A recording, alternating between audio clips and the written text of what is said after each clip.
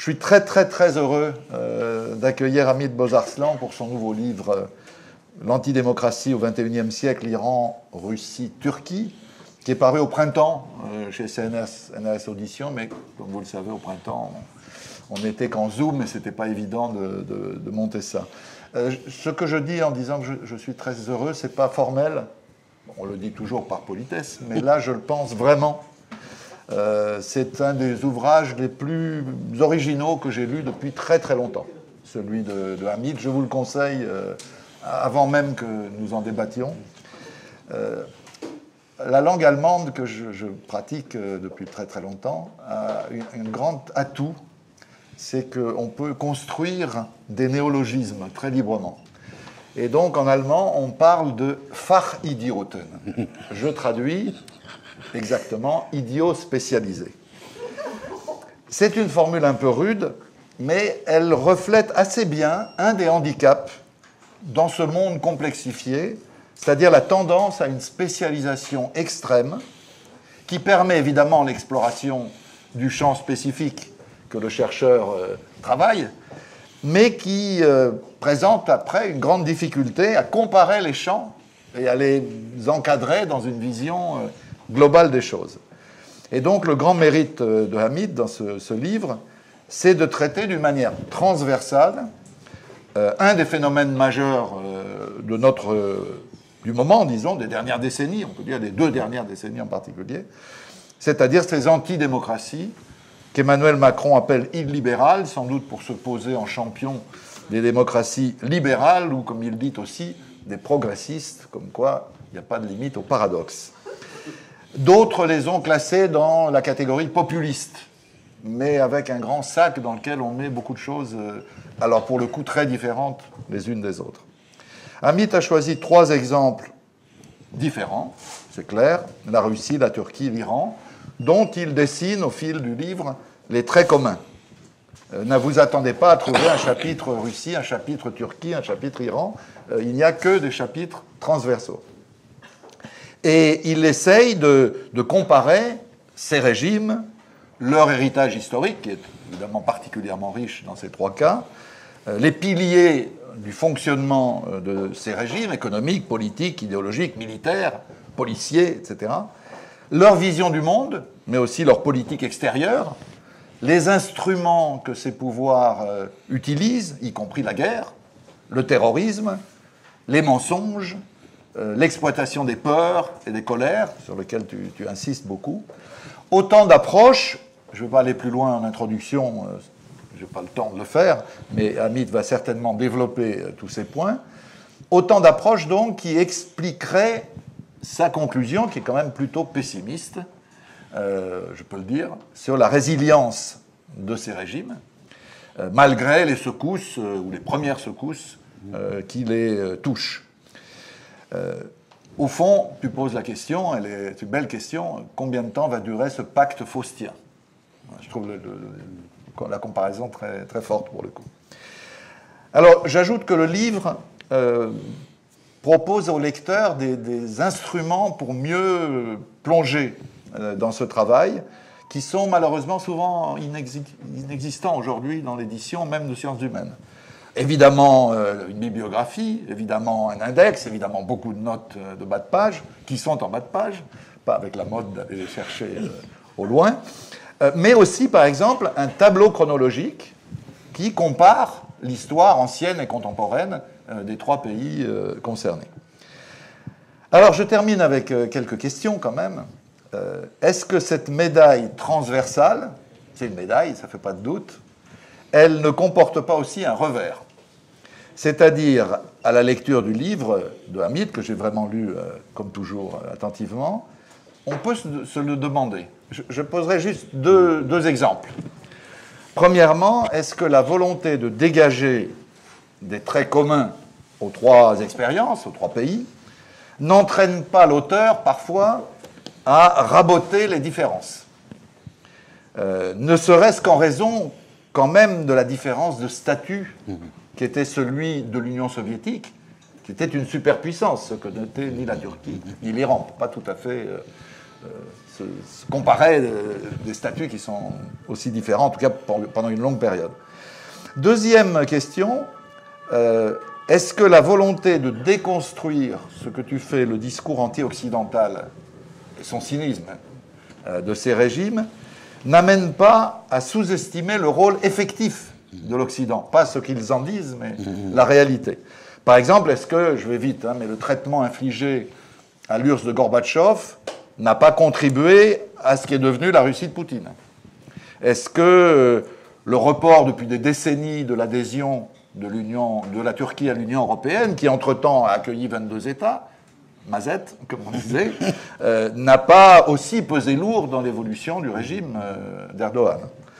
Est-ce que la violence opposée à la révolution islamique d'Iran, du soutien de l'Occident à la guerre de Saddam Hussein, qui a quand même fait des centaines et des centaines de milliers de victimes, jusqu'aux menaces ces derniers jours d'intervention militaire d'Israël, est-ce que ça n'a pas aussi participé de la radicalisation du régime iranien?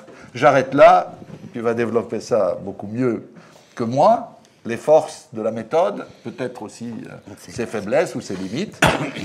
En tout cas, tu as toutes les qualités pour le faire, brillamment, comme toujours.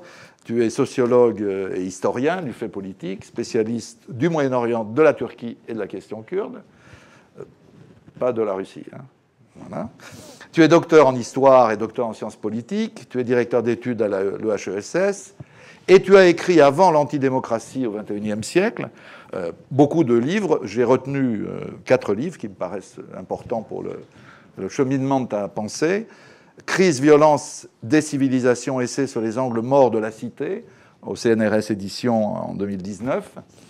Une histoire de la Turquie, de l'Empire à nos jours, qui a été rééditée chez Taillandier en 2017. Qu'est-ce qu'une révolution États-Unis, France, monde arabe, avec Gaël Demelmestre, c'est ça, au CERF en 2016. Et Révolution et état de violence, Moyen-Orient, 2011-2015, au CNRS édition. Et tu étais venu, je crois, en parler avec moi déjà à l'époque. Voilà, la règle du jeu, tu la connais. Tu as une bonne demi-heure pour introduire le sujet et puis ensuite répondre aux questions. Alors, il faudrait... Alors, est-ce que quelqu'un sait comment on enlève Siri? Voilà. Siri est très interventionniste. Il se mêle de ce qu'il ne regarde pas. Je vais enlever cette montre. J'ai enlevé la montre, je crois. Oui. Donc, tu as une bonne demi-heure et ensuite on a une petite heure pour discuter avec nos amis ici présents et avec moi éventuellement si je te relance. Voilà. Un grand merci. En tout cas, c'est vraiment toujours un plaisir de se retrouver dans cette très, très, très belle maison qui, pour moi, vraiment est une référence parce qu'elle est dans la cité. Elle n'est pas dans un tour d'ivoire comme on peut l'avoir. À juste titre, par exemple, on a à l'école des hautes études un institut qui s'appelle l'ISM, mais qui reste malgré tout dans la tour d'ivoire, alors que là, vraiment, vous êtes dans la cité et c'est un grand avantage. Et merci aussi de cette introduction. À vrai dire, j'étais aussi obligé d'être un peu phare idiote pour préparer ce livre-là. J'ai dû collecter énormément de données sur les croyances, sur les superstitions, sur les discours, sur la gestion des forêts et des incendies de forêt, sur la condition féminine, sur la gestion des mines, sur la politique de taxation. Donc, le livre n'a finalement utilisé qu'un tout petit pourcent des données que j'ai pu collecter. Alors, pourquoi ce livre déjà?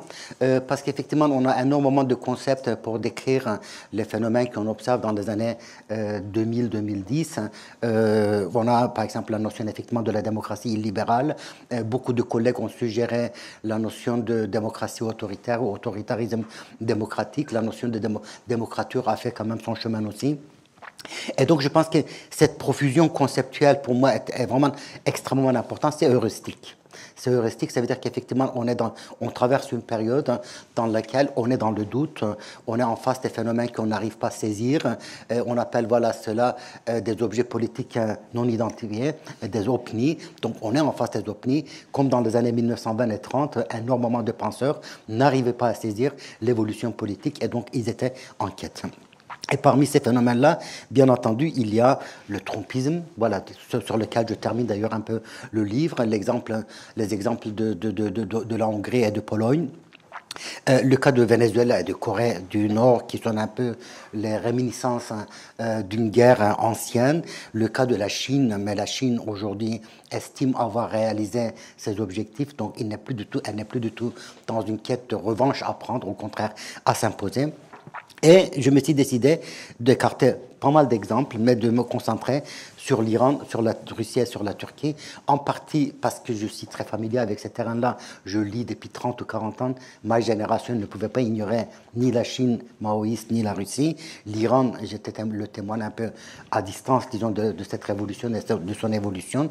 Et la Russie, et la Turquie, voilà, je suis kurde de Turquie, je travaille énormément sur ce pays-là. Donc, ce qui est extrêmement important dans ces cas-là, c'est que les trajectoires historiques, et là, vous avez tout à fait raison, sont extrêmement différentes. C'est pour ça que j'ai consacré l'interlude de cet ouvrage à l'exercice de comparaison. Dans quel sens on peut proposer une comparaison qui doit toujours être très, très prudente. Il est cependant évident que dans les trois cas, les régimes anciens se sont fait prévaloir d'une révolution, la révolution blanche, par exemple dans le cas de l'Iran, la révolution kémaliste bien sûr dans le cas de la Turquie, et la révolution bolchevique. Voilà, la prise de pouvoir par les bolcheviks en octobre, qui n'est ni une révolution ni un coup d'État, et qui a structuré quand même l'Union soviétique pendant 70 ans. Donc, les trajectoires sont très différentes, mais on voit qu'à un moment donné, dans les années 2000, les trois, disons, régimes commencent à présenter des analogies. Et je crois qu'à la fois les différences, mais aussi cette conversion dans les années 2000 m'a paru extrêmement importante. Et là, peut-être qu'il est temps aussi d'aller plus loin que le livre et de me placer dans ce contexte effectivement de la post-guerre froide. Je crois que là, vous avez tout à fait raison, le mépris qu'on a montré à l'égard des réformateurs de Gorbatchev, et je le souligne d'ailleurs dans le livre.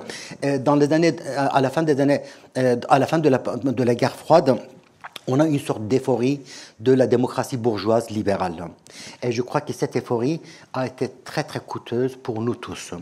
D'une part, parce qu'effectivement, cette euphorie qui a trouvé son acmé en quelque sorte dans l'ouvrage de Francis Fukuyama, La fin de l'histoire, où il annonçait que l'histoire était terminée. L'histoire était terminée par la réalisation du sens inné qu'elle avait, ça veut dire la démocratie bourgeoise, le triomphe de la démocratie bourgeoise. Sauf que cette hypothèse écartait deux éléments qui étaient extrêmement importants et sans lesquels on ne peut pas penser la démocratie. En premier lieu, la double passion de liberté et d'égalité. Et dans les années 89-90, on pensait que le règne de la liberté suffirait, mais qu'on n'avait pas besoin d'égalité. Le néolibéralisme deviendrait une sorte d'élément unificateur de la planète entière, et cela a provoqué énormément de choses, et une partie des crises qu'on peut observer aujourd'hui en France, c'est aussi cela, la passion de la liberté est satisfaite, en grande partie, en tout cas pour les citoyens, et quid de la passion de l'égalité. Et Tocqueville disait qu'effectivement les sociétés qui sont libres mais ne connaissent pas d'égalité peuvent à un moment donné sacrifier la liberté pour avoir une dictature égalisante. Et puis il y avait un deuxième élément qui, à mon avis, n'était pas pris en considération par Fukuyama, mais aussi par cette ère de victoire libérale et néolibérale, c'était les passions, la question des passions, les passions qui pouvaient être des passions nationalistes, des passions particularistes, des passions de vengeance.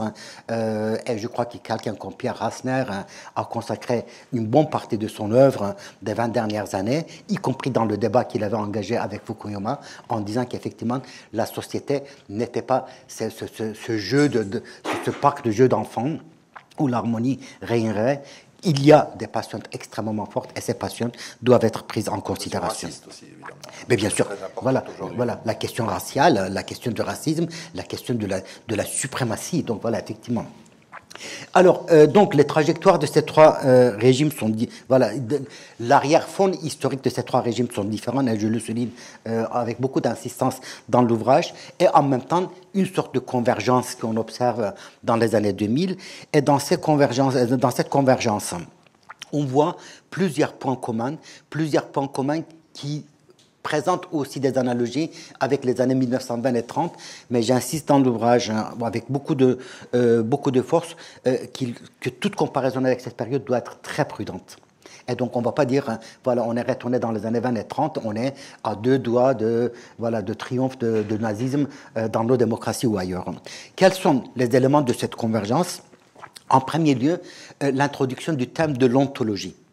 La nation est définie par son ontologie.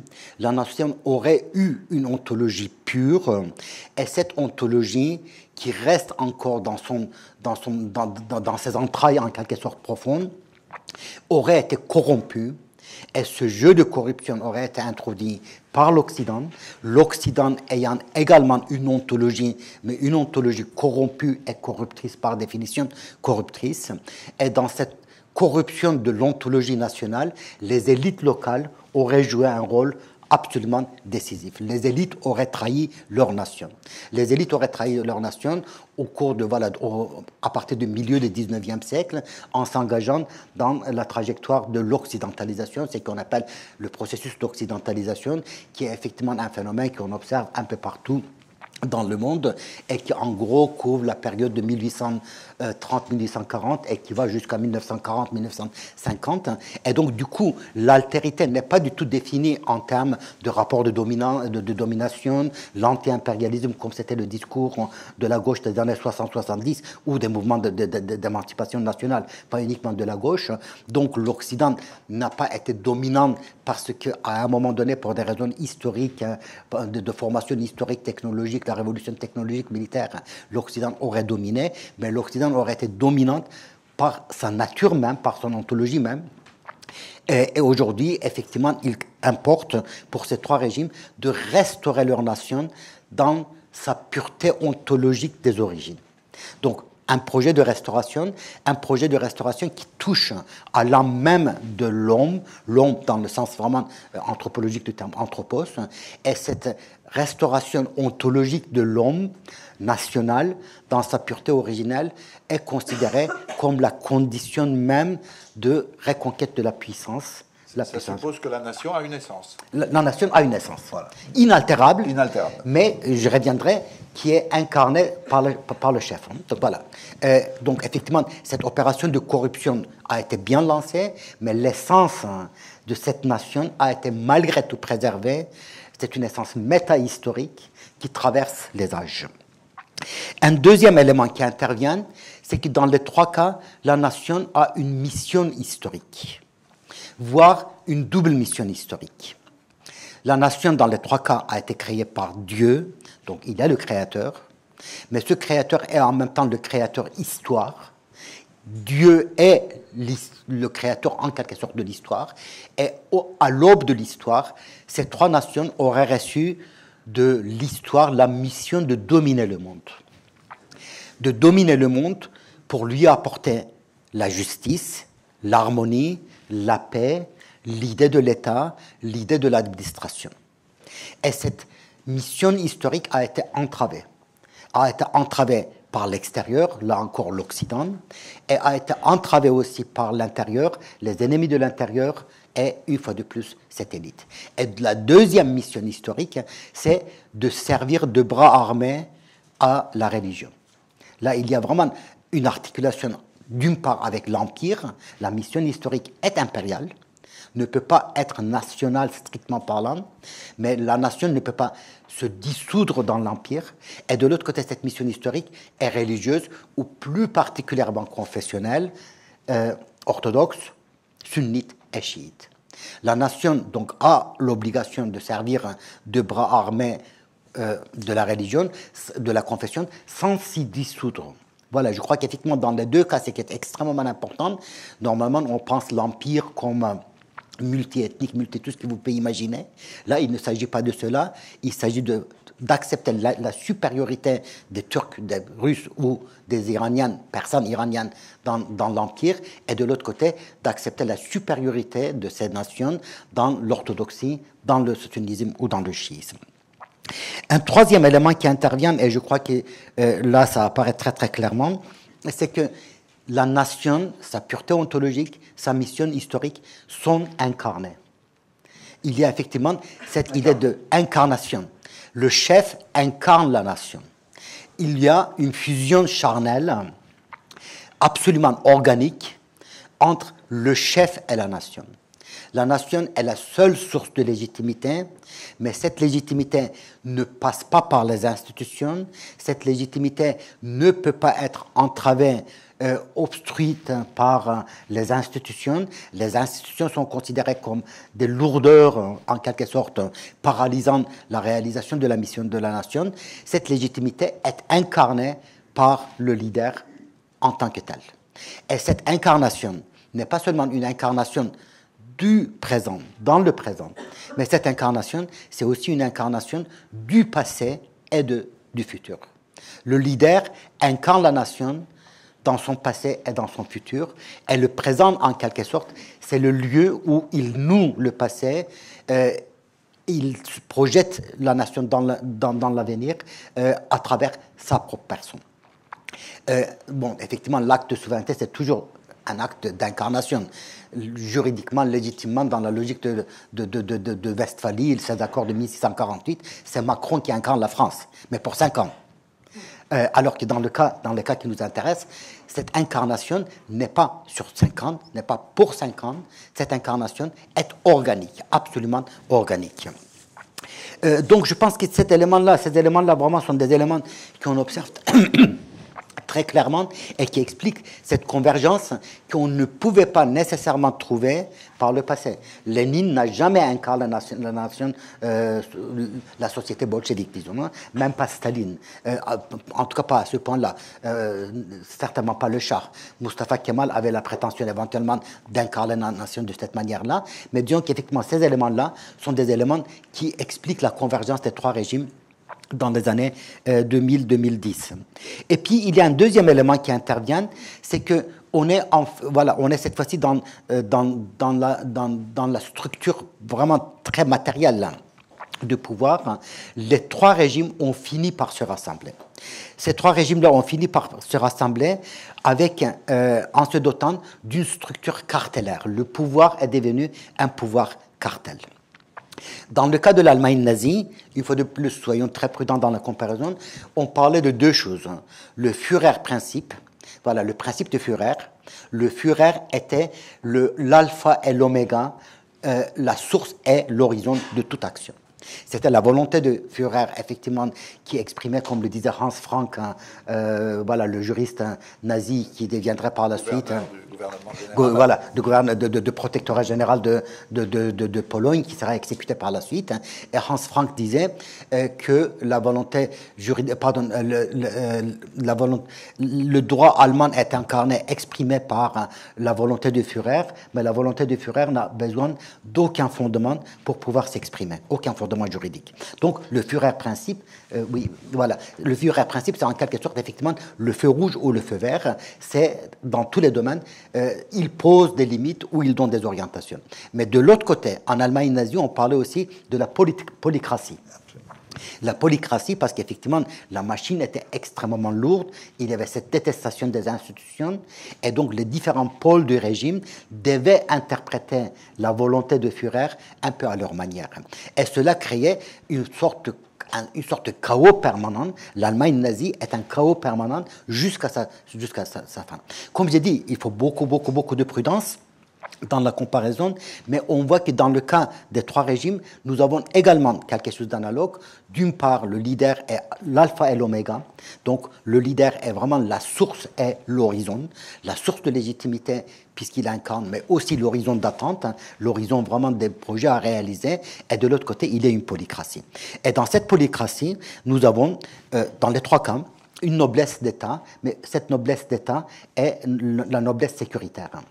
Une noblesse d'État qui vient des services de renseignement, une noblesse d'État qui vient des milices qui se sont constituées, et on observe une paramilitarisation extrêmement inquiétante, y compris dans le cas de la Russie qui a pourtant une armée, et quand à l'Iran, on peut vraiment dire que l'État iranien est un para-État, un para-État, et les pasdaran ont été construites, mais d'emblée, comme une force paramilitaire, et en Turquie, ce n'est plus du tout l'armée aujourd'hui qui détermine, ce sont vraiment les forces paramilitaires que j'estime à quelques 200 000 à la louche, qui déterminent aujourd'hui la politique sécuritaire du pays.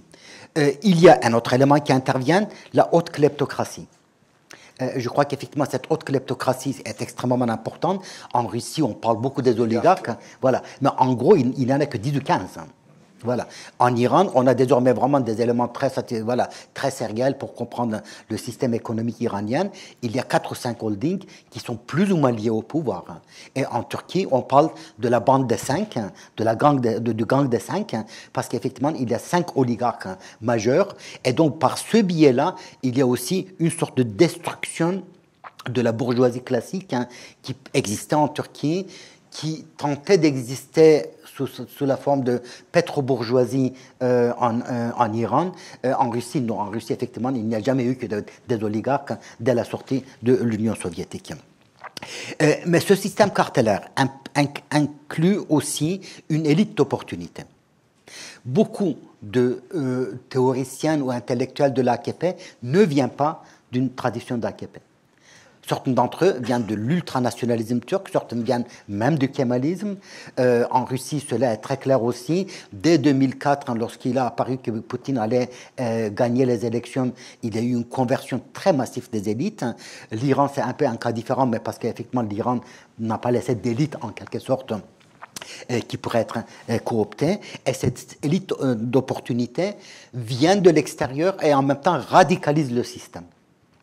Et le livre de Klaus Mann, Mephistopheles, qui est un livre absolument remarquable, non pas en tant qu'œuvre romanesque, mais comme témoignage le montre, à partir de 1929, eh bien, tiens, beaucoup de gens de gauche se convertissent effectivement au nazisme. Après tout, on est tous des révolutionnaires et le nazisme présente une formule révolutionnaire. Et nous avons aussi quelque chose analogue qui se passe dans ces 3 pays-là.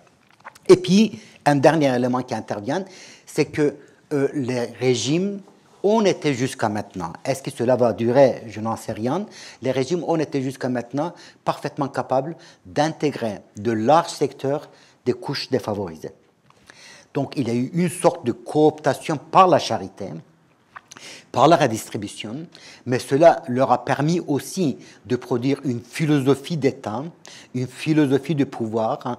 C'est que le pauvre doit être protégé, mais le pauvre ne peut pas prétendre être un sujet, un acteur. La pauvreté, ce n'est pas une question politique, ni même une question sociale. La pauvreté est une condition voulue, imposée par le Créateur. Et cette idée de la non-transgression, de statut dans lequel le Créateur vous a créé, est extrêmement centrale dans les 3 régimes. Une femme doit avoir 3 ou 5 enfants parce que c'est la condition dans laquelle le Créateur l'a créé. Un soldat doit mourir pour devenir martyr, et le culte de martyr est absolument central. Voilà, effectivement, dans les 3 régimes. Parce qu'il est un soldat, Dieu l'a créé dans son statut de soldat, ou devenir le combattant victorieux. Et un pauvre doit rester dans sa pauvreté, dans la mesure où ce statut, il a été créé dans ce statut. Et il doit être protégé dans ce statut. Et bénéficier de la charité. Et bénéficier de la charité.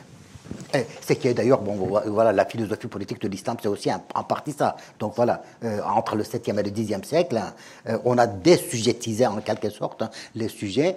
Vous êtes protégé dans le statut dans lequel vous êtes, et en même temps, vous n'avez pas la possibilité. L'ancien régime, c'était aussi, donc voilà, les 3 États, etc. Donc c'est quelque chose d'assez universel. Et la démocratie, c'était précisément le dépassement de ce quelque chose qui était assez universel. Donc ces éléments-là sont très très importants et je crois que là on voit cette structure de pouvoir dans les 3 régimes. Et de l'autre côté, c'est là que la comparaison avec les années 20 et 30, à mon avis, doit être très prudente. Beaucoup de collègues vont très vite à la besogne dans ce sens-là. Je crois que la prudence s'impose pour plusieurs raisons, parce qu'il y a aussi beaucoup de divergences avec les années 1920 et 30. La première différence, c'est que dans les années 20 et 30, on évoquait, on disait que le parti ou le régime devait encadrer la société ou la nation jusqu'à la moindre de ses cellules. On était parfaitement dans une logique biologique, organique. Et quelle est la cellule la plus élémentaire? La famille. Jusqu'à la famille. L'enfant n'appartient pas à sa famille, l'enfant ne lui appartient pas à lui-même, l'enfant appartient à l'État ou au régime ou au folk ou tout ce que vous pouvez imaginer.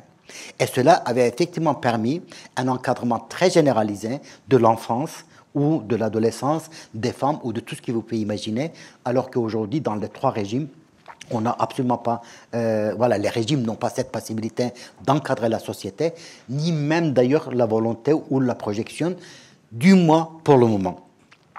En deuxième lieu, dans les années 1920 et 30, on sait que les régimes ont préservé le capitalisme, mais en même temps, après avoir humilié en quelque sorte la haute bourgeoisie, et une fois que cette intégration de la haute bourgeoisie a eu lieu, il y a eu malgré tout la quête d'égalitarisation, d'égalisation des conditions. Alors que dans le régime qui nous intéresse, il n'y a absolument pas cette quête d'égaliser les conditions des citoyens de Turquie, d'Iran ou de la Russie. Un troisième élément qui intervient aussi, qui à mon avis est extrêmement significatif, le rôle de la religion. Dans les années 30, il y a deux régimes vraiment qui sont de droite radicale, le franquisme et le salarisme, pour qui effectivement la religion est un pilier central. Mais quand vous regardez les discours de Mussolini, il y a une détestation profonde du Vatican. Quand vous regardez Hitler, voilà, qui n'est pas athée, mais en même temps qui pense que le christianisme a corrompu la race aryenne et la nation allemande. Alors qu'ici, on a vraiment une très nette articulation entre le nationalisme et la religion. Et un autre élément qui intervient aussi, je crois que c'est très significatif, c'est le décret de la paramilitarisation de ces régimes-là. La société allemande sous le nazisme était une société militarisée, dans sa totalité militarisée. C'était un peu moins le cas de l'Italie, c'était malgré tout un peu moins le cas de l'Espagne post-39, d'autant plus que Franco se méfiait beaucoup des phalangistes. Mais disons que dans le cas de l'Allemagne, c'est très clair, effectivement, la société dans sa totalité est militarisée, alors qu'aujourd'hui, on a l'impression que la nation ne veut pas mourir pour le chef ou pour le régime. On peut applaudir l'occupation de Crimée à condition qu'on ne meure pas pour le Crimée. On peut applaudir l'occupation du Kurdistan syrien, le Rojava, donc Afrin, à condition qu'on ne meure pas pour la patrie. Donc je crois qu'effectivement là, il y a quand même quelque chose qui est central. Et puis, peut-être un dernier élément qui intervient, cet élément, c'est là que le pacte faustien, j'avais évoqué le pacte faustien, c'est que malgré tout, aujourd'hui, on a énormément d'espace de résistance dans les trois régimes. Il y a des dizaines et des dizaines de milliers d'intellectuels, de créateurs artistiques, mais aussi de femmes, de jeunes, d'enfants, etc. Dans certains cas aussi des fonctionnaires qui prennent des risques considérables, tout simplement pour maintenir les capacités cognitives de la société. Quand vous regardez le nombre de médecins qui ont été arrêtés en Russie parce qu'ils disaient le mensonge dans la gestion de la Covid, vous êtes impressionné. Quand vous voyez les risques que la Chambre des médecins prend en Turquie dans le même domaine, vous êtes impressionné. Quand vous voyez tous ces intellectuels qui aujourd'hui sont réduits vraiment à une mort civique parfois réelle et qui survivent avec 100 ou 200 dollars dans ces trois pays-là, vous êtes aussi impressionné. Et donc je crois que là, malgré tout, voilà, le livre se termine effectivement sur un message un peu inquiet. En même temps, la conclusion se termine au contraire sur une note de nuance en disant qu'effectivement ces régimes-là sont aux abois et il peut y avoir d'autres perspectives. Ces régimes sont aux abois. Je crois qu'économiquement, politiquement, ils ne sont plus du tout capables de produire du sens, de donner un sens à leurs actions. Ces régimes sont aux abois et je crois que pour comprendre pourquoi ils sont aux abois, peut-être qu'il faut partir de la Grèce antique. La Grèce antique n'était pas très sage. On sait combien la Grèce antique s'est effondrée, s'est sabordée avec la guerre de Péloponnèse. Et en même temps, la Grèce antique nous a légué une leçon de sagesse sous trois dichotomies. Eros, Thanatos, Kairos, Chronos, Hubris et Nomos. Eros, dieu de la vie. Dieu de la prospérité, Dieu de l'harmonie, Dieu de l'amour, Dieu de l'intériorisation aussi des inhibitions, Dieu aussi de contrôle de soi, Dieu de la transaction, de l'interaction. En face, vous avez le Thanatos. Thanatos est le Dieu de la mort. Et il y a toujours un rapport dialectique entre Eros et Thanatos. Or, ces régimes-là ont détruit ce rapport dialectique, ont permis à Thanatos, Dieu de la mort, de se déchaîner. Et le retour de ce déchaînement, aujourd'hui, se paye parce que ces sociétés-là sont aujourd'hui des sociétés qui ont profondément peur et ces régimes ont profondément peur. Un deuxième dichotomie, Kairos et Chronos. Chronos, c'est le dieu de temps institué, le dieu du monde que nous avons hérité en tant qu'il a été formé pour le meilleur et pour le pire. Et Kairos, c'est le dieu d'opportunité, le dieu de la volonté, le dieu aussi de l'action brutale si nécessaire. Et ces régimes-là ont voué un culte sans limite à Kairos, à ce dieu d'opportunité, sans prendre en considération la résistance du Chronos. Et Fukuyama était aussi dans cette erreur en 89. Le monde institué, le temps institué peut aussi prendre sa revanche. Et puis, la troisième dichotomie, c'est l'hubris et nomos. Hubris, c'est vraiment ce sentiment de se sentir Dieu, ce sentiment de toute puissance, le vertige absolu. Et les Grecs disaient, Hannah Arendt insiste beaucoup sur ce fait-là, que l'hubris doit être équilibré, contrôlé par le nomos, par la loi, par la modération ou par tout ce que vous pouvez imaginer. Et je crois qu'effectivement aujourd'hui, ce qu'on observe dans les trois cas, c'est que à force de détruire l'éros, vouer un culte à Kairos, et être victime de cette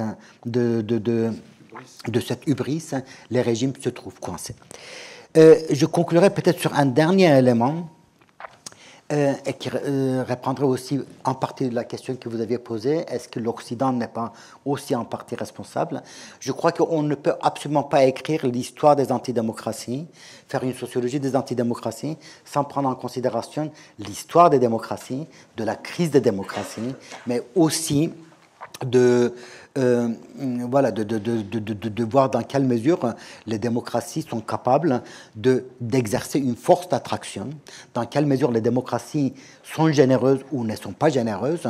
Et là, je partage absolument votre lecture de l'humiliation qui a été infligée à l'Union soviétique de 85 à 89, 90, mais surtout à la Russie post-soviétique. Effectivement, on a tout fait pour intégrer et développer l'Europe de l'Est, ce qu'il fallait absolument faire. Mais dans les années 90, la Russie est en demande d'Occident. Et non pas du tout dans un rapport d'hostilité absolue à l'égard de l'Occident. Pour la Turquie, la situation, à mon avis, est un peu différente parce que cette demande de revanche, de prendre de considérer le temps à venir comme le temps de revanche sur le passé a toujours existé. La Turquie voulait tout simplement que l'Europe l'intègre pour accepter sa supériorité et non pas pour devenir un membre à part entière. Mais dans les années 90, l'Iran aussi l'Iran de Khatami était effectivement en demande de négociation, et je crois qu'il a un moment historique quand même de 8 ans a été raté, et beaucoup d'éléments de crise aujourd'hui s'expliquent par ça. Mais je pense qu'il y a aussi d'autres facteurs. Il y a aussi d'autres facteurs. En premier lieu, je pense que les démocraties ne sont plus attractives. Acceptant ce fait-là, les démocraties ne sont pas attractives parce que cette quête d'égalité n'a pas été réalisée dans les démocraties. La liberté est considérée, certes, comme quelque chose de sacré, mais en même temps, cette liberté n'est pas définie en termes universels. Il y a vraiment une sorte de deux régimes que je suggère aussi. C'est une sorte de bonapartisme en me référant à un collègue, une sorte de bonapartisme très doux en Europe. Donc voilà, effectivement, le jeu parlementaire fonctionne, il y a un système de cooptation, il y a une presse, etc. Mais le bonapartisme qui est réservé au reste du monde, c'est infiniment plus brutal. C'est comme si la démocratie ne pouvait pas devenir universelle. Donc de ce point de vue-là, il y a quand même une exclusion qui est quand même très inquiétante. Et puis il y a un deuxième élément qui intervient, c'est que les démocraties peuvent être lâches. Je crois que là aussi, il faudrait le rappeler, les démocraties peuvent être lâches. On voit ça, par exemple, dans le cas par rapport à la Syrie. En 2013, Obama avait dit que l'usage des armes chimiques en Syrie serait un casus belli, la ligne rouge. Dans la Ghouta orientale, les armes chimiques ont été utilisées et finalement, Obama a décidé de ne rien faire. Et Poutine a tout de suite tiré les conséquences. L'Occident a perdu sa virilité et son honneur. N'oublions pas que ces régimes-là pensent beaucoup en termes de virilité. Cette question que l'Occident est efféminé, que l'Occident n'a ni la capacité d'action ni l'honneur. Et tout de suite après, effectivement, c'était l'occupation de la Crimée et dans l'annexion de la Crimée et dans le sillage aussi, voilà, la guerre civile en Ukraine de l'Est. En 2018, la Turquie a pu intervenir voilà, en Syrie contre un autre enclave contrôlé par les forces kurdes, tout simplement parce que Trump l'a laissé faire. Et donc je crois qu'effectivement cette lâcheté des démocraties nous coûte extrêmement cher. Par le passé, cela nous avait coûté très cher. Quelqu'un voilà, qui n'est absolument pas de gauche, comme Georges Bernanos disait voilà, en 1939, nous ne sommes pas la génération de la défaite, nous sommes la génération d'affront, parce que les démocraties n'avaient pas soutenu l'Espagne républicaine et le prix a été Munich. Après Munich, le prix a été Vichy. Et donc je crois qu'effectivement, aujourd'hui encore, on voit cela, plus les démocraties renoncent à devenir attractifs, mais aussi dans certains cas à utiliser de produire de la puissance. La puissance n'est pas uniquement la puissance militaire. Donc, en renonçant à la puissance et en renonçant à toute responsabilité universelle, ces démocraties permettent aussi la survie des antidémocraties. Et je crois que voilà, prenez les trois discours par rapport à l'Occident, cette idée que la démocratie n'a pas la virilité nécessaire, n'a pas la puissance nécessaire, n'a pas le courage nécessaire, est constamment rappelée. Merci beaucoup, Amit. Voilà, qui était très engageant. C'est à vous maintenant. Vous pouvez. Il y a de quoi discuter certainement. Oui. Allez-y. Oui. 3-4 questions en groupe. On prend le micro, sinon la vidéo ne sera pas compréhensible. Alors oui, dans tout ça, je voulais poser la question de la population, en fait. Quid de la population? Est-ce qu'elle adhère ou non à cette politique? Parce qu'on se trouve effectivement dans des antidémocraties, avec des endroits où on peut plus ou moins choisir ses dirigeants, comme en Turquie, où je pense que les élections n'ont pas été entachées, et des endroits où c'est beaucoup plus difficile, comme en Russie, ou alors en Iran, où il y a une sélection avant. Je voulais savoir si cette population se reconnaissait dans les valeurs que vous aviez données, ou alors s'il y avait plutôt un glissement qui se faisait vers d'autres valeurs, par exemple. Alors ça, c'est juste une supposition personnelle. La solidarité plutôt ethnique. On peut aussi faire un parallèle, j'imagine, prudent avec justement les années 20 et 30, par exemple avec le MHP, qui est quand même un parti qui monte et qui justement se base plus sur une internationale turque que musulmane, et avec le quatrième absent dont on n'a pas parlé, qui est la Hongrie, qui également aussi se place plutôt dans un monde eurasiatique plutôt qu'européen. Est-ce que ces gens-là, on peut parler, on va dire, pertinemment d'une internationale, on va dire, fraternelle, illibérale, plus proche, on va dire, de valeurs ethniques que de valeurs religieuses ou alors de valeurs démocratiques? D'autres questions? Oui, je vous en prie. Je vais vous le tenir, monsieur. Oui, c'est un peu lié à cette question. Vous avez parlé de mission historique nationale. Les démocraties, elles, jouent quand même beaucoup sur l'universel. Démocratie française, démocratie américaine, pas l'Angleterre, mais au moins ces deux-là. Est-ce que dans ces trois pays, il y a un message universel ou au contraire, c'est très centré sur l'Iran, la Russie et l'Empire ottoman? Je voudrais peut-être me glisse au milieu de ces questions pour poser un problème méthodologique. C'est-à-dire, tu as expliqué le choix de ces trois pays, de ces trois régimes. Est-ce que c'est simplement parce qu'il fallait en choisir 3, parce qu'on ne pouvait pas en prendre 10 ou bien il y a quand même quelque chose de spécifique qui fait qu'on ne peut pas mettre dans le même sac Orban, Kaczynski, Bolsonaro, Duterte. Il y a un moment où on perd la substance même de ce dont on parle. Ce n'est pas seulement qu'il fallait en choisir 3, c'est que ces 3-là ont un sens pour toi. Oui, peut-être que là, je vais répondre déjà à ces 3 questions-là. Ces 3 ont un sens. Ces 3 ont un sens parce que lorsqu'on regarde la Hongrie d'aujourd'hui, la Pologne d'aujourd'hui, voire l'Inde d'aujourd'hui, et a fortiori le Brésil d'aujourd'hui, il n'y a pas de projet irrédentiste. Et je crois que ce fait-là est extrêmement important. On est en face d'un nationalisme exclusif de repli. Donc il faut assurer la pureté de l'ethnie, du groupe ethnique. Il faudrait effectivement empêcher qu'il y ait un grand remplacement de population, etc. Mais il n'y a pas cette idée que la politique est d'abord la guerre et qu'il n'y a pas de distinction entre la politique intérieure et la politique extérieure, que la frontière westphalienne n'a aucun sens, que la politique en tant que telle est une activité de guerre. Et pas uniquement dans la théorie, puisque c'est théorisé, mais aussi dans la pratique. Et dans la mesure où la guerre ne peut pas se faire avec le grand ennemi corrupteur qui est l'Occident, la guerre se met au plus près. La Géorgie, effectivement, la Syrie, voilà, effectivement, d'autres terrains, d'autres terrains militaires, comme l'Ukraine, etc., ou la diplomatie milicienne de l'Iran en Irak et en Libye, donc, au Liban, pardon. Donc je pense qu'effectivement, cette idée que la politique est d'abord la guerre est absolument centrale. On ne le voit pas dans d'autres régimes. Il y a un autre élément qui intervient, la perception du temps. La perception du temps, comme j'ai dit, effectivement, il y a le temps des origines. Ce temps des origines est absolument pur. C'est le temps durant lequel la mission historique a été confiée à la nation.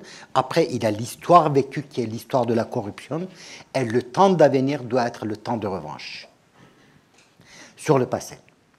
Et là, par exemple, c'est quelque chose qu'on pouvait avoir, à la limite, dans la Chine de Deng Xiaoping. Mais aujourd'hui, la Chine estime qu'elle a réalisé cette mission et la Chine est en paix avec sa révolution maoïste.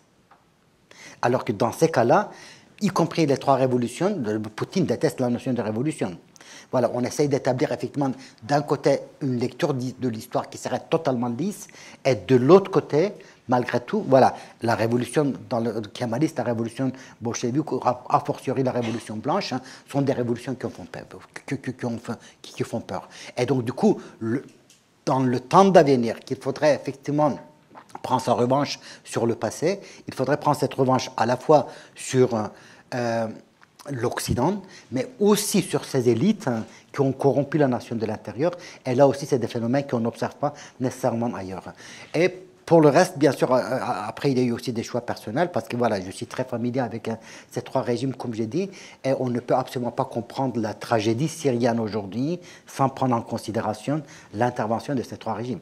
La Syrie est le martyr de ces 3 régimes-là, des interventions de ces 3 régimes-là. D'emblée, par exemple, on sait que l'Iran a fait le choix de sauver le régime de Bachar al-Assad. Voilà, on se souvient quand même de 2012, 2013, y compris l'intervention de Hezbollah al-Qusayr qui a permis au régime de se doter d'un régime. Donc voilà, il y a aussi ces facteurs-là. Mais au-delà, comme j'ai dit, il y a vraiment des distinctions très, très fondamentales. On ne peut pas imaginer aujourd'hui Orban dire que la nation a besoin d'un espace vital. Alors qu'en Turquie, voilà, cette notion d'espace vital est évoquée. Lorsque Poutine parle de la Crimée, pour lui, la Crimée est son espace vital. Et je crois que cette question m'amène aussi peut-être à votre question sur l'universel. Je reviendrai sur votre question. À votre question sur l'universel. L'empire ne peut pas être universel. L'empire doit avoir une dimension universelle dans la lecture de ces 3 leaders, ou de ces 3 régimes. Mais l'empire ne peut exister qu'à condition qu'il y ait cette nation dominante. La nation qui a reçu la mission historique, la mission de dominer de la part de l'histoire. Et donc, du coup, l'universalisme qui est présenté n'est pas du tout un universalisme, disons, tel que les Lumières présentaient. Hein. Donc voilà, c'est un universalisme de assiette territoriale universelle. Mais assiette territoriale universelle dans lequel les nations n'auront pas le même rang. Attendez, si vous n'avez pas de micro, la vidéo oui. L'Iran pense au Safévides, ils veulent être en Afghanistan, ils veulent être en Azerbaïdjan, ils veulent être... Oui. Quand vous lisez par exemple le discours de Khamenei, c'est très clair. Voilà, au XXIe siècle, l'Iran doit devenir l'une des 10 nations, le persan doit devenir une langue internationale, et l'Iran a une mission historique dont les 2 premières étapes, il explique, ont été déjà réalisées. La première mission historique, c'était de faire la révolution. La deuxième étape de la mission historique, c'était de créer un État vraiment islamique. Et la troisième étape, de créer un monde islamique qui acceptera la supériorité de l'Iran. Et c'est dit. Non seulement c'est dit, c'est cité. Donc, c'est cité dans le livre. Donc, c'est vraiment impressionnant de voir combien cette idée de la centralité de l'élément iranien, avec cette extrême ambiguïté de glissement de l'Iran vers la personnalité, est absolument centrale. C'est ce que tu disais tout à l'heure sur l'articulation nation, empire, religion. Voilà. C'est une triade. C'est une triade, voilà. C'est une triade. Et concernant votre question, alors en Iran, non, le chef d'État n'est pas choisi. Hein. Le chef d'État est choisi par une toute petite assemblée. Il est là depuis 32 ans, puisqu'il a été nommé élu il est élu par les religions en 89. Le guide. Voilà, c'est le guide. Hein. C'est le guide qui est le chef d'État. Le guide a le droit d'annuler les traités internationaux. C'est le guide qui nomme les chefs de l'armée. C'est le guide qui est présent dans l'ensemble des gouvernorats. C'est lui qui, en principe, peut démettre les gouverneurs de leurs fonctions, mais il peut démettre aussi le président de ses fonctions. La maison de guide a 5000 fonctionnaires qui sont vraiment un appareil dans l'appareil, hein, dans l'État. Donc voilà, de ce point de vue-là, je crois que en Iran, il n'y a pas d'élection. Et en Turquie, de plus en plus, le régime dit, mais bon, jusqu'à quand ça peut aller, à l'adresse de l'opposition, c'est dans votre intérêt de ne pas penser à constituer un gouvernement un jour. Bon, c'est dit. Donc voilà, c'est dit. Après, comment les populations réagissent? Disons que jusqu'à... la situation est très différente d'un pays à l'autre. Hein. Je veux dire, vous ne faites pas... en Iran, on a vu qu'est-ce qui s'est passé en 2009, etc. En Turquie, on a très clairement des signes de fatigue extrême, parce que le régime s'est maintenu avec des crises successives en interne et en externe. La durée d'une crise, c'est parfois de 2 jours ou 3 jours, une crise laisse place à une autre crise. En Russie, cela a été le cas, mais dans les 2 cas, on a désormais vraiment une très nette impression d'une grosse fatigue sociale. Alors, est-ce que les régimes vont l'utiliser? Pour le moment, ils le font, cette fatigue sociale comme une ressource politique. Ça veut dire effectivement la non-mobilisation deviendrait une ressource politique. Cela n'est pas à écarter. Mais pour la Turquie et pour la Russie, on a des enquêtes, hein, pas pour l'Iran. 79-80% de la population s'en fiche totalement de la démocratie comme l'urgence absolue. L'urgence absolue, c'est l'économie. Donc voilà. Parce que nous n'oublions pas la misère qui commence à sévir en Turquie et la misère qui sévit non pas nécessairement à Moscou, à Saint-Pétersbourg, mais dans les campagnes russes ou dans les provinces russes, c'est quand même considérable. Mais je complète peut-être, si je peux me permettre la question que vous avez posée. C'est quand même frappant dans les 3 cas qu'il n'y a pas d'opposition. Il y a une opposition sociale, il y a des mouvements sociaux, il y a des intellectuels, il y a tout ce que tu as dit tout à l'heure. Mais on est devant des sociétés sans alternative politique. Et ce n'est pas par hasard. Enfin, j'imagine qu'il y a là quelque chose qui est important. Peut-être tu le développes moins dans le livre d'ailleurs que d'autres éléments. Moi, ça me paraît très frappant, quoi. C'est-à-dire, Nemtsov, c'était Nemtsov, mais aujourd'hui, bon, on est pas devant un phénomène de ce type. En Turquie, il y a une opposition qui a pu prendre Istanbul et prendre Ankara, mais en même temps, la question kurde la clive naturellement, quoi. En Iran, bref, on est quand même dans des systèmes qui sont sans doute fatigués, mais qui ont l'avantage de ne pas avoir de concurrence interne forte, quoi. Non, vous avez raison. Je vous recommande tous de lire et relire ce magnifique roman de Garcia Marquez, L'automne du patriarque. Et l'automne du patriarque se passe quelque part en Amérique latine, tournant 70, un régime qui est de facto mort, mais qui est encore là, qui continue à exécuter, qui continue à produire un discours, qui ne convainc plus personne. Et on a l'impression qu'effectivement, il y a ce temps éternel qui est là. Et on a l'impression aussi qu'il y a des régimes qui, en s'usant, usent aussi des alternatives qui peuvent émerger pour en prendre la relève.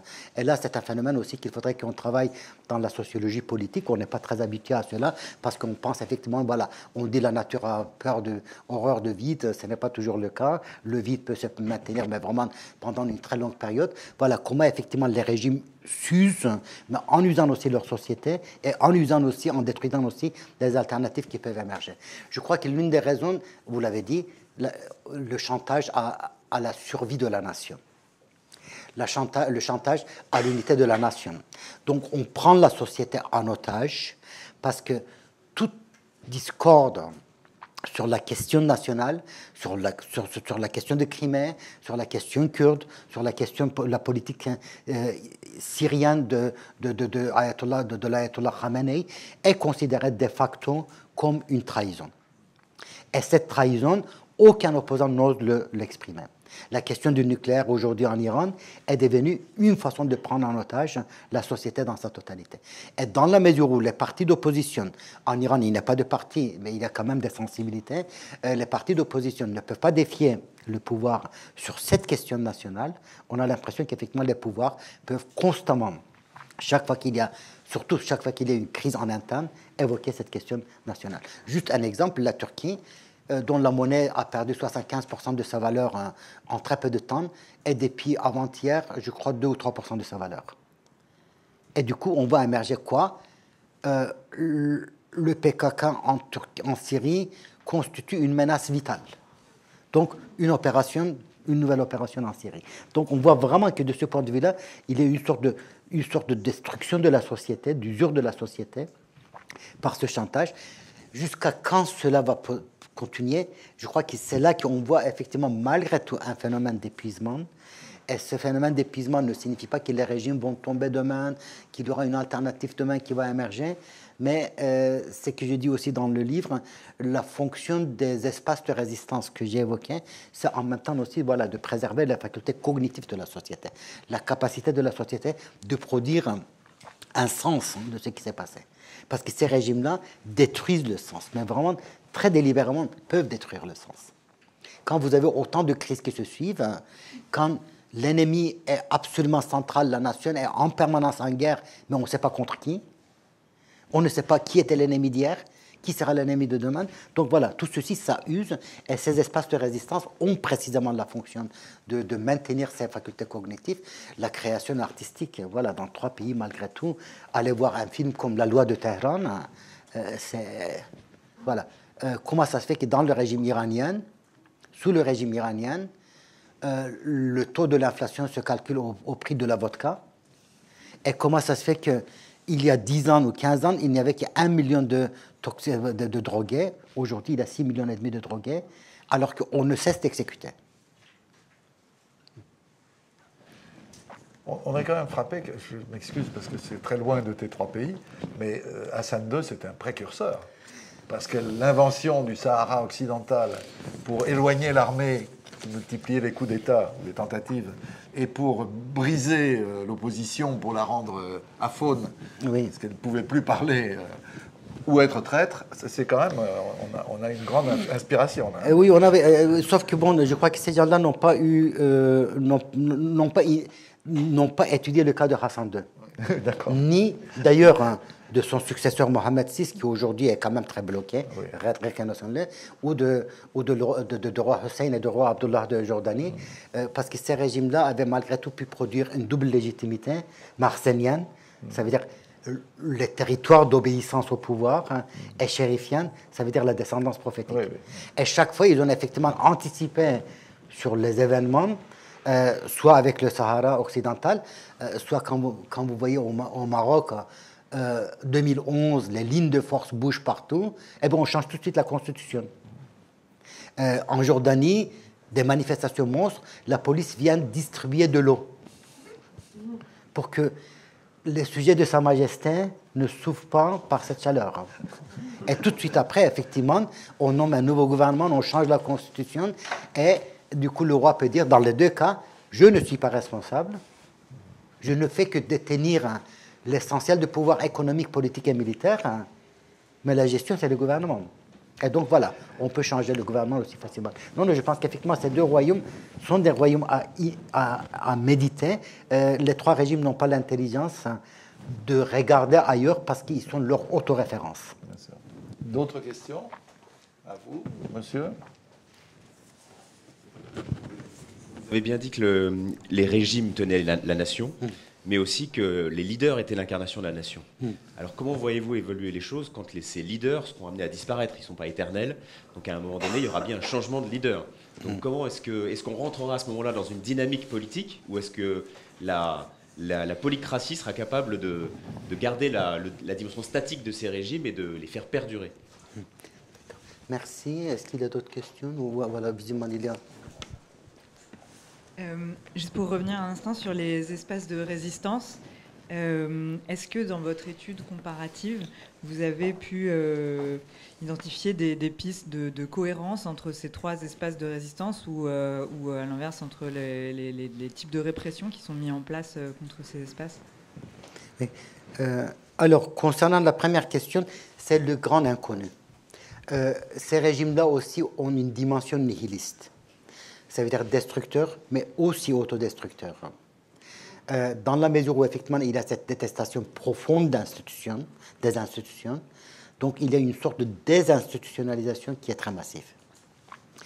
Et cette désinstitutionnalisation signifie que le régime est égal à l'homme qui l'incarne.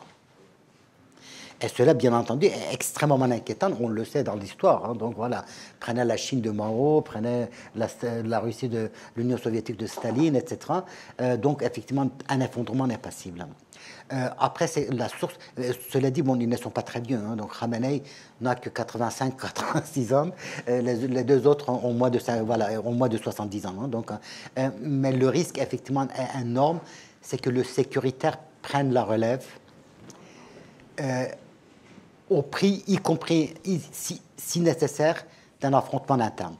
Parce que n'oublions pas que tous ces régimes-là aussi, toute cette polycratie est devenue aussi une sorte de panier de crabes. Donc vraiment de panier de crabes. Quand on regarde ce qui se passe en Turquie, les révélations, les liens avec la mafia, on ne sait pas qui est contre qui. Quand on regarde en Iran comment la moitié de l'État a été pratiquement, littéralement, éliminés, mais les purges continuent en interne, etc. Donc c'est quelque chose de très systémique et systématique. En Russie également, cela se produit. Donc quand on voit les purges de gouverneurs, de maires, etc. Donc on a l'impression que ces paniers de crabes peuvent effectivement faire énormément de dégâts en interne, mais peuvent aussi être tentés de prendre le pouvoir à un moment donné. Les pastarans ne le cachent pas. Les pastarans expriment de plus en plus clairement que le temps est venu que la République islamique soit gérée par ceux qui la portent. Voilà. Oui. Vas-y, je t'en prie. Oui. Donc, concernant votre question, donc, je crois que les modes de répression se rassemblent de plus en plus. À ceci près qu'en Turquie, il n'y a pas de peine de mort. La Russie n'applique pas la peine de mort. En Iran, la peine de mort... à ces dissidents, oui. Non, oui, mais je veux dire officiellement. Non, la Turquie tue beaucoup. Non, la Turquie tue beaucoup, y compris à Paris. Voilà, on l'a vu il y a quelques années. Voilà, en Belgique, on a découvert effectivement, parce qu'il y a un auteur qui s'est autodénoncé la constitution d'un escadron de la mort en Europe. Non, voilà. Donc la peine de mort officiellement, Officielle. voilà, est appliquée très systématiquement en Iran. Et c'est une peine de mort d'ailleurs appliquée de manière genrée. On exécute plus les femmes pour insulte contre Dieu que d'hommes. Mais si on fait abstraction de la peine de mort, je crois que les modes de répression sont absolument analogues, de plus en plus analogues, des exécutions extrajudiciaires, des exécutions à l'étranger, les prisonniers de hôte du président, voilà, quelqu'un comme Navalny, mais aussi quelqu'un comme Demirtas en Turquie ou Kavala, les modes de répression se rassemblent. Les modes d'expression de résistance, peut-être que là, la Turquie a beaucoup plus de... En Turquie, les choses sont beaucoup plus, disons, plurielles. Il y a énormément de sites Internet qui ne sont pas tous basés en Turquie, mais dont certains sont basés aussi en Turquie. Donc, ces journaux Internet, ces académies libres où vous enseignez la physique quantique, mais pendant que vous enseignez la physique quantique, vous défendez aussi le principe d'une recherche libre. Ce sont des chercheurs qui sont purgés. Donc voilà, je crois qu'effectivement, peut-être que de ce point de vue-là, pour la Turquie, il y a encore une plus grande fenêtre d'ouverture d'action, mais pour le reste, je crois qu'effectivement, voilà. Dans les trois cas, vraiment, il faudrait prendre les films. Donc, les films, ça, voilà, prenez Léviathan, un film russe, ou Par manque d'amour, un film russe, et prenez la loi de Téhéran, et il y avait un film turc aussi dont le nom m'échappe maintenant. Vous avez le même monde. Et le même mode d'expression aussi. Ces gens-là ne se concertent pas. Il n'y a pas de lien organique entre les créateurs artistiques des trois pays, mais c'est comme s'il y avait des formes d'expression spontanées qui se développaient. Cela était d'ailleurs le cas aussi dans les années 60-70, quand on voit la création artistique en Afrique, en Asie centrale, en Asie et en Amérique latine, dans cette tricontinentale. C'était assez clair. D'autres questions? Je vous en prie, monsieur, peut-être ici. Oui, oui, vas-y. Oui. Du coup, vous disiez précédemment, par rapport au cas principalement de Poutine, qui tirait sa légitimité en tant que leader du fait de l'histoire passée, de la corruption qu'aurait causé l'Occident par rapport à son pays. Mais Poutine lui-même, il a participé à cette corruption à la fin de l'URSS, en créant les oligarques russes, tout ça, en partageant les richesses de la Russie et en les faisant sortir de Russie directement. Donc comment est-ce qu'il peut maintenir cette légitimité par rapport au fait qu'il y a majoritairement participé, quoi? Alors, la corruption dont il parle n'est pas cette corruption-là. Cette corruption n'est pas considérée comme une corruption. Cette corruption est considérée comme, voilà, une corruption à archiver pour frapper quand nécessaire. Voilà. Il y a eu énormément d'oligarques qui ont été effectivement mis sur la sellette parce que Poutine était dans une mémoire d'archives. Donc voilà, effectivement, je ne réprime rien, mais j'archive tout. Et le moment venu, j'utilise cela. Et en Iran, on le fait aussi très souvent. Donc la corruption dont il parle, c'est pas du tout cette corruption-là. C'est la corruption, l'histoire comme corruption, l'histoire vécue comme corruption. À vrai dire, qui n'est pas nécessairement spécifique au poutinisme ou à l'erdoganisme. Donc, quand vous regardez la Révolution française, il y a eu la période de l'innocence de l'enfance. Après, l'histoire vécue a été l'histoire de l'aliénation et de corruption. Et il faut faire un saut de ces origines d'innocence vers l'avenir glorieux. Dans la Révolution russe, vous avez ça aussi, de bolchevique, pas chez Marx, même si chez Marx aussi il y a cette idée de l'enfance, l'innocence, de l'humanité innocente dans son enfance. Mais quand vous regardez effectivement le discours de 1917, pas avant, vous avez effectivement cette idée eschatologique, donc la délivrance eschatologique par la suppression de l'histoire vécue. Dans le khomeïnisme, cela est très très clair. Le khomeïnisme de 1979, c'est, voilà, il y a eu le moment de la pureté. Ce moment de la pureté, c'était l'Asr Saada, donc l'âge du bonheur prophétique. Et après, il y a eu la corruption. Et donc, du coup, effectivement, la révolution sert à sauter en quelque sorte, de supprimer cette histoire pour pouvoir renouer avec les origines. Donc, de ce point de vue-là, peut-être que Poutine n'est pas une exception, sauf que Poutine n'est pas dans une dynamique révolutionnaire. Voilà. C'est beaucoup plus une dynamique d'établissement d'ordre ultra-conservateur. Peut-être, Amit, je voudrais dire, il faut lire le livre parce que quand on en parle comme ça, on a l'impression d'être beaucoup dans le concept. Dans le livre, chaque concept s'appuie sur des exemples décortiqués de la réalité politique. Par exemple, c'est très frappant, j'ai trouvé absolument magnifiquement démontré, le personnage Poutine apparaît dans une Russie et parmi une population humiliée par l'Occident, humiliée par le personnage de Yeltsin, par cet alcoolisme qui est russe, mais qui est trop visible, quoi, qui est ridicule. Poutine ne boit pas. Poutine ne boit pas, et voilà. Et tout d'un coup, au milieu de ce chaos, de cette misère, des retraités qui n'arrivent plus à vivre avec leur retraite, etc., enfin, vous connaissez la situation de la Russie dans ces années-là, arrive un homme qui va, avec la guerre en Tchétchénie, avec l'apparente répression d'un certain nombre d'oligarques, ceux qu'il choisit de réprimer, pas les autres, avec cette espèce de fusion armée-service oligarque-église orthodoxe, tout ça, ça fait un tout, il apparaît comme celui qui rétablit l'ordre, la pureté, qui quand même fait une politique un tout petit peu plus sociale que celle de Yeltsin. Bref, il s'impose très vite, quoi. Oui. C'est pas un personnage falot, c'est pas un Kaczynski, c'est pas un Orban, c'est pas des petits bonshommes de la nomenclature vaguement reconvertis, même s'il était à Dresde petit espion, mais quand même, il a une dimension très vite, Poutine, qui s'impose, quoi. Mais Dresde, c'était le moment de l'humiliation. Voilà. Oui. Voilà, l'Union soviétique s'écroule. Il a à Dresde finalement réduit à apporter des toasts. Il demande des instructions. L'Allemagne de l'Est est dans la rue. Qu'est-ce qu'on fait? Il n'y a pas de répondant. Moscou ne répond pas. Mais enfin, moi je connais bien cette histoire parce que, évidemment, j'ai suivi comme germaniste, quoi. Il sort du siège du KGB à Dresde avec son flingue et il dit aux gens, vous ne rentrerez pas ici, c'est l'Union soviétique. Et personne ne rentre. C'est-à-dire, il s'est quand même construit un personnage avec, bon, ce qu'il était, c'est un petit voyou de Saint-Pétersbourg, mais qui a fait du chemin, quoi, quand même. D'autres questions, monsieur? Oui. Quel est le rôle des diasporas?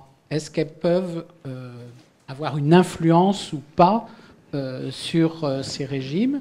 Et la deuxième question plus circonstancielle, là, depuis une semaine, on parle d'un conflit potentiel entre l'Iran et la Turquie à propos des routes sur l'Azerbaïdjan, sur l'Arménie.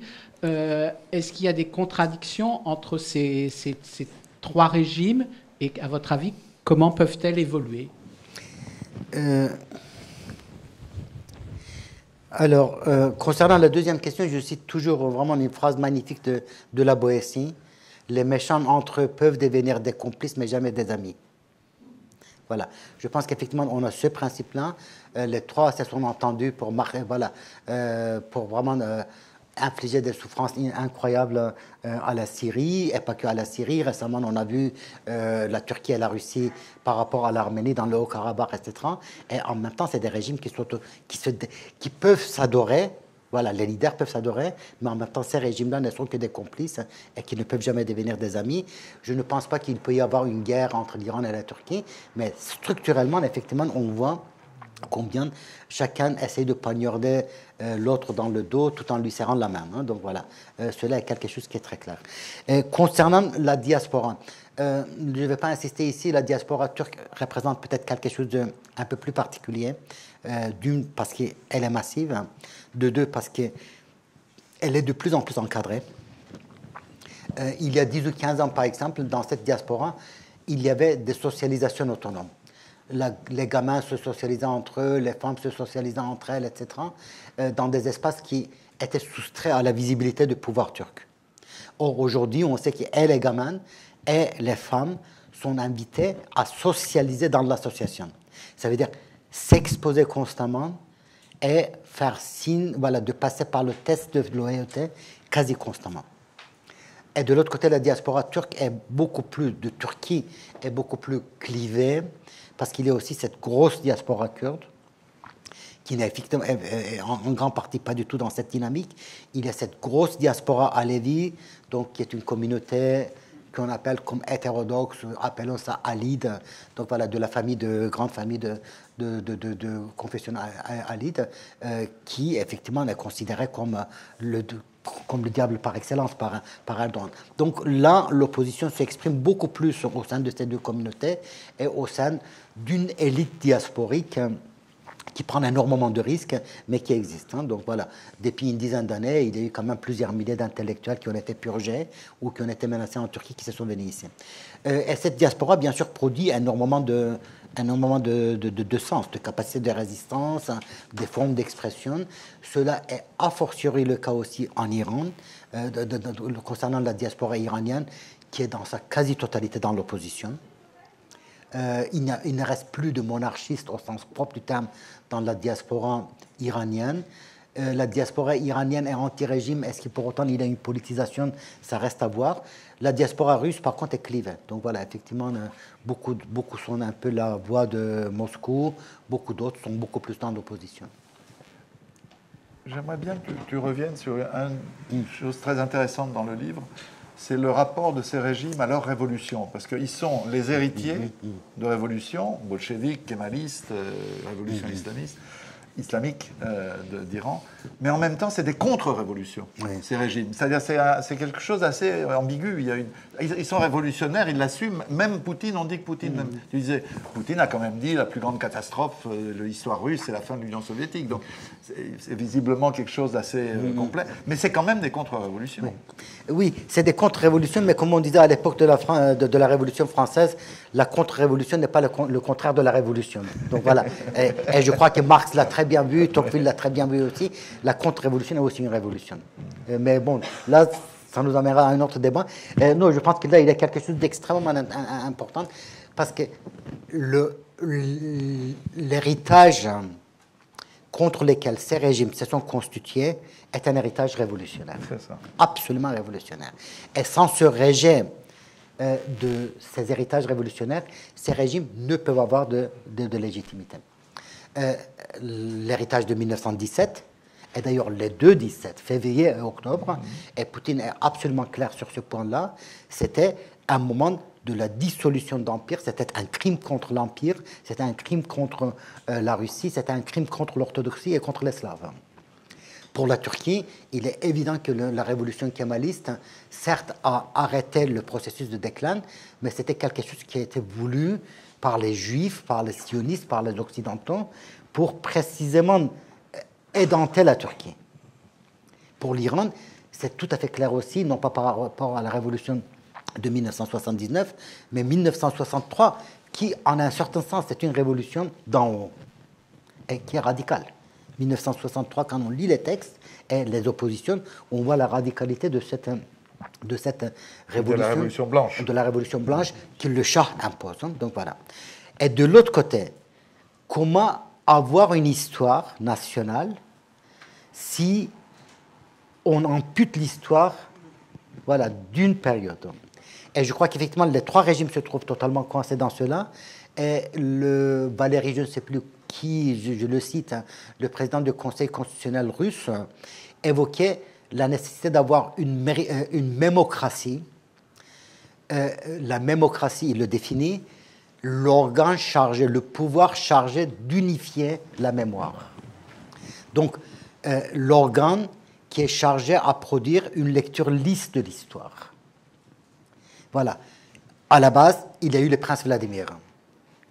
Après, il y a eu Ivan le Terrible. Okay. Après, il y a eu Staline. On oublie que Staline a négocié quand même avec Hitler et a totalement négligé les rapports qui lui indiquaient la minute exacte de l'opération Barbarossa, ça veut dire l'attaque allemande. Donc, il y a eu Staline. Et après Staline, il y a eu Poutine. Donc voilà, vous avez une histoire unifiée. Et une histoire unifiée dans laquelle on n'a même plus besoin de s'arrêter sur l'épisode Lénine, ni sur l'épisode Kerensky, parce que cette histoire a son sens. Ou dans le cas de la Turquie, il y a trois dates qui sont très importantes. 2023, 2053 et 2071.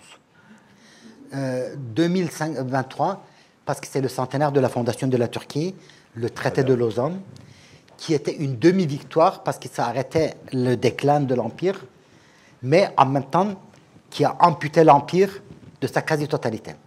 Et donc, du coup, la Turquie est devenue laïque graduellement. Donc voilà, c'est une demi-victoire qu'il faut fêter, mais une demi-victoire amère et une demi-victoire finalement qui a satisfait l'Occident. 2053, pourquoi? Parce que le 600e anniversaire de la conquête de Constantinople, Istanbul, ça veut dire le moment où les Turcs sont devenus impériaux, l'impérialisation de la nation turque. Et 2071, vous serez là, moi non. Erdogan sera toujours là. Bien sûr. Voilà, 2071. Pourquoi? Parce que c'est la première victoire contre Byzance en Asie mineure. Ça veut dire le début de la mission historique. Et donc Erdogan rappelle, voilà, on a des amis de 2071 et les ennemis de 2071. Mais tu dis dans ton livre que la propagande de l'EKP présente Erdogan comme plus que Kemal. Bien sûr. C'est très frappant ça, parce qu'on se dit en Turquie, non, on ne peut pas toucher. Oui. Or là, il y a la volonté d'être mieux que Kemal. Quoi. De plus en plus. Voilà, de plus en plus, d'autant plus que, contrairement à Erdogan, Kemal buvait beaucoup. Et sans doute, il en est mort. Donc voilà. Et donc, du coup, c'est très facile de le présenter comme, voilà, il a fait ce qu'il a pu, il a arrêté la guerre, il a sauvé ce qui pouvait être sauvé de l'Empire ottoman, mais en même temps, c'était un dépravé. C'était en même temps, voilà, insatisfait, parce que le nom... n'oublions pas que Erdogan, dans sa vie, a lu une dizaine de livres, pas plus. Et toute cette littérature des années 60-70 dit que la proclamation de la République, la suppression de califat, etc., c'était les conditions que les puissances, notamment la Grande-Bretagne, sous l'influence des sionistes, imposaient à la Turquie pour l'édenter. Et donc, Kemal, dans cette histoire-là, est un peu, même pas l'héros tragique, hein, mais l'héros idiot, qui a trahi, non pas par volonté, mais par aveuglement. D'autres questions? On va arriver vers le bout, la fin de notre dialogue. Non, il n'y en a pas? Moi j'en ai, hein, si vous en avez. Oui. Voilà.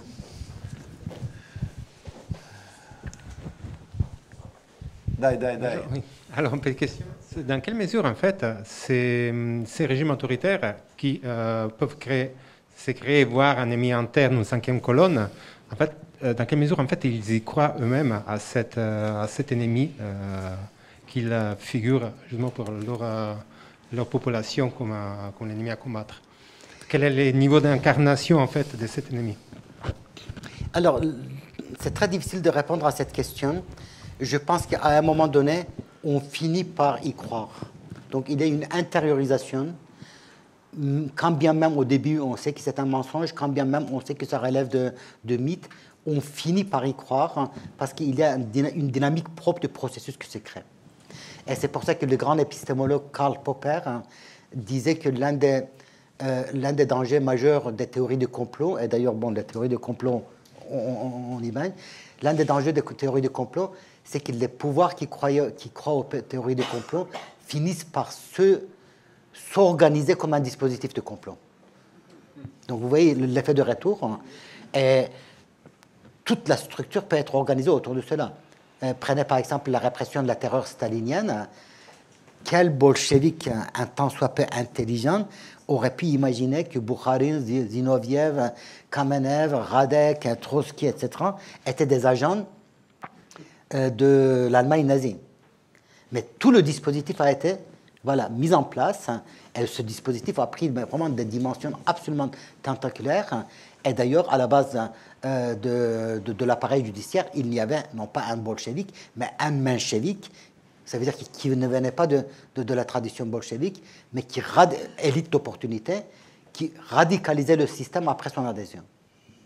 Et le prix, ça a été absolument considérable. Non, je pense que c'est pour ça que les théories de complot, ces créations de l'ennemi de l'intérieur, etc., sont très inquiétantes, parce que même si au début, il y a quelque chose de très cynique, hein, par la dimension que cela prend, ça crée vraiment un système. Et c'est beaucoup plus le système qui est peut-être intéressant.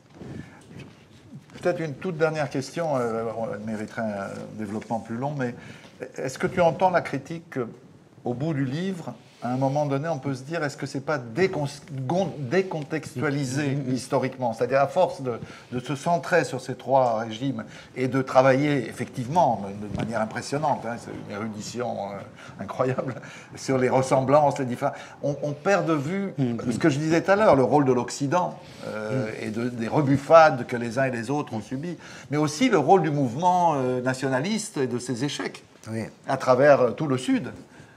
Mais aussi, ça m'a beaucoup frappé, c'est pas une critique. Hein, non, la critique est tout à fait bienvenue. Non, mais Israël n'apparaît qu'au moment où Ahmadinejad dit qu'il faut le rayer de la carte. Mais après, tu ne parles jamais d'Israël dans le reste du livre. Or, c'est quand même un acteur important pour deux, au moins, des régimes dont tu parles, qui jouent un rôle dans leur évolution, hein, que ce soit l'Iran ou que ce soit la Turquie. Oui, sauf que c'est là qu'on voit... donc, peut-être un point... est-ce que dans 5 ans, j'écrirai ce livre-là de la même manière? J'espère pas. Ouais. Voilà. Donc la recherche est toujours des étapes. Donc voilà, la recherche s'expose publiquement, y compris à la critique, surtout à la critique, et à partir de ce qu'elle est à un moment donné. Hein. Donc voilà. Et j'espère, c'est pour ça que j'ai conclu le livre en disant que j'espère que ce livre, très, très rapidement, cessera d'être un livre de sociologie politique pour devenir un livre d'histoire. Hein. Donc voilà, que les historiens liraient pour s'amuser et pour comprendre ce qui s'est passé dans ces pays-là. Après, il y a un deuxième point qui me paraît très important, c'est qu'il faut travailler sur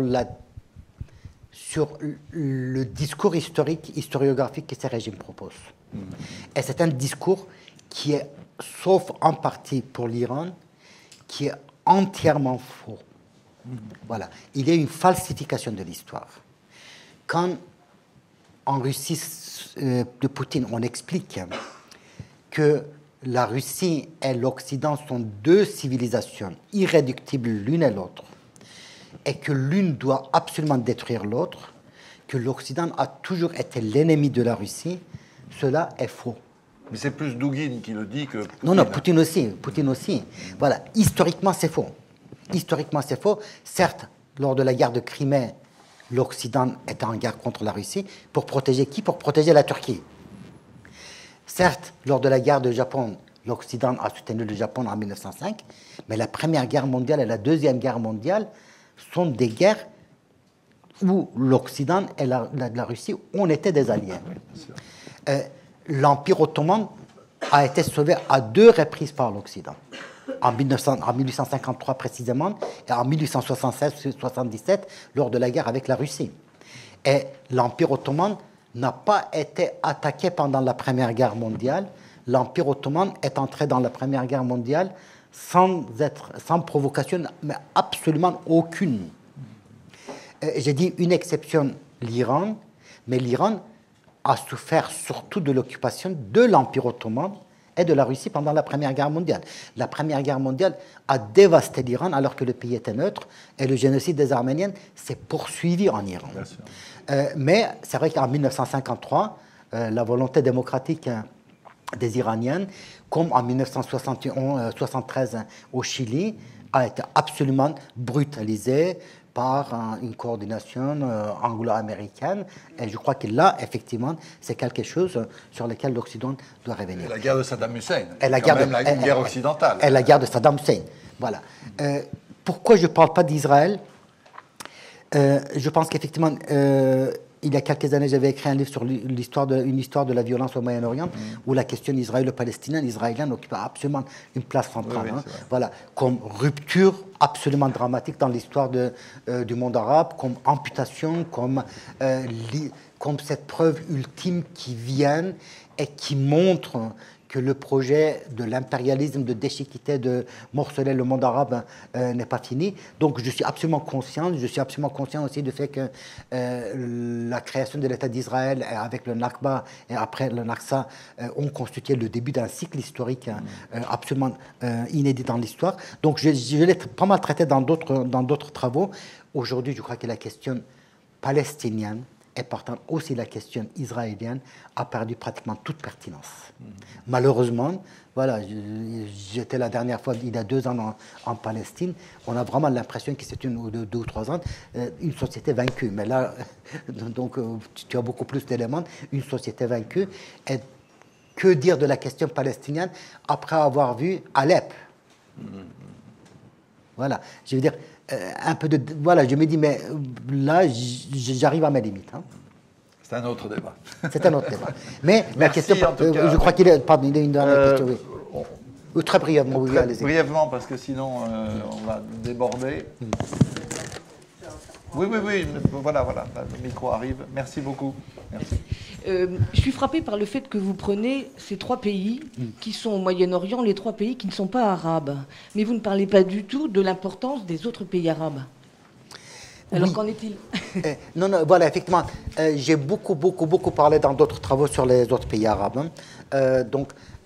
Mais si vous prenez par exemple les autres pays arabes, aujourd'hui vous avez l'Arabie Saoudite avec son prince qui se veut le Bismarck du monde arabe, sauf qu'on sait qu'en 2 ans, ce projet s'est déjà effondré. Hein. Voilà. Au bout de 2 ou 3 ans, ce projet de l'Arabie Saoudite et le Golfe comme l'élément central du monde arabe s'est totalement effondré. Le deuxième pays qui peut intervenir, c'est l'Égypte. Mais l'Égypte, on sait qu'effectivement, est dans sa grandeur nationale pharaonique, hein, qui ne veut pas d'expansion. Et le nationalisme égyptien n'est pas du tout un nationalisme organique, hein, qui exigerait effectivement une fusion charnelle entre le leader, etc. Donc on est en face d'un régime absolument atroce, autoritaire, etc., mais qui n'a pas du tout ces visions et qui n'a pas de compte à régler avec l'histoire. Hein. Donc voilà, il n'y a pas cette idée de revanche, quand bien même cette idée de revanche aurait pu exister pendant Nasser. Hein.